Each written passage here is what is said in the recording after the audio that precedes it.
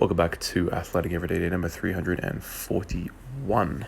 On the agenda today, box jumps and high rep, power snatch and power clean, followed up with some clean pulls.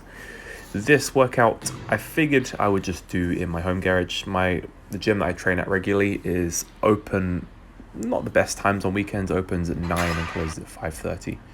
So it's not the best timings if you want to get a workout in. For example, if you're doing something else earlier in the day. I had a shift earlier today at work. Working 11 till 3, so getting to the gym after that would give me like 2 hours. So I've got to commute there and then get back. Didn't really give me enough time to actually get all the other stuff I wanted to get done today. So that's why it's quite nice to always have this equipment in the garage that I can just use, and I'm very lucky to have it. I'm extremely grateful to have access to a squat rack, bumper plates, crash pads, barbell, all of the things you would need really to become athletic. Essentially, I've got a big open space where I can sprint. And it's very easy to forget just how lucky I actually am to have all of these things, and how grateful I am just to have them. Not many people do have the privilege of having access to their own workout equipment 24/7, and I think that it's definitely one of the rare things that in life, if you have them, you should definitely be grateful for. The access to ways to load the human body with extra kilograms, more than it's used to, and then to progressively overload that over time, and to have access to that 24/7 really is a fantastic privilege. So I'm incredibly grateful for that. So getting into these power snatches, I was originally planning on going for a heavier triple, but my body wasn't feeling particularly explosive and powerful today. The jumps are a good litmus test for how explosive you're feeling. What I did on those jumps was just progressively increase the distance, and the distance that I thought I could easily do. I'm not measuring it or anything, but the distance that I probably have done in the past, even from a standing box, just from standing, I wasn't able to do with the boxes. So, and just generally I wasn't feeling particularly explosive. Maybe I didn't sleep too well last night. All combination of factors led me to adjust the workout a little bit to make it more fun. Instead of doing 3s, I did 5s.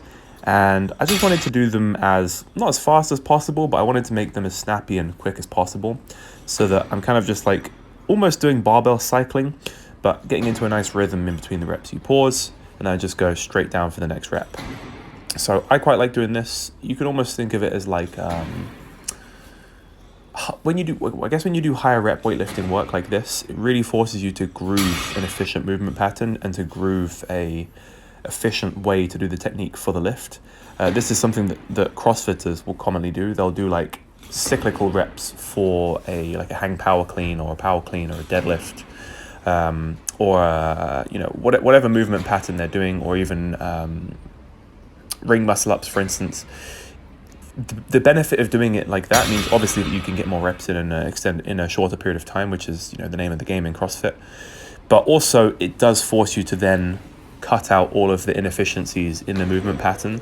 So for example, if you want to get as many hang power cleans in within 60 seconds with a given weight on the bar, then the best way to do that is to cycle the barbell, utilize some of the energy of the bar coming back down to then reinstigate that back into the bar to complete the movement again.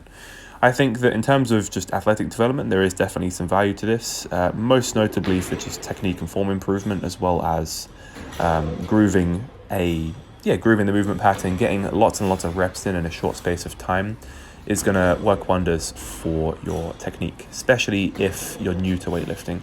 I think if you're new to weightlifting, the more you can do the movements, the better, really. The higher frequency, the better, because they are skills, and learning the skills and doing them with as high a frequency as possible, without causing your body to break down, of course. Keep an eye on the volume and keep an eye on the intensity. But even just learning the lifts with a bar can be absolutely vital. It's not always just about strength in the weightlifting movements. Just because it's a barbell sport does not necessarily mean it's all about strength. Strength is a big component, hence why we do clean pulls and snatch pulls and squats and everything.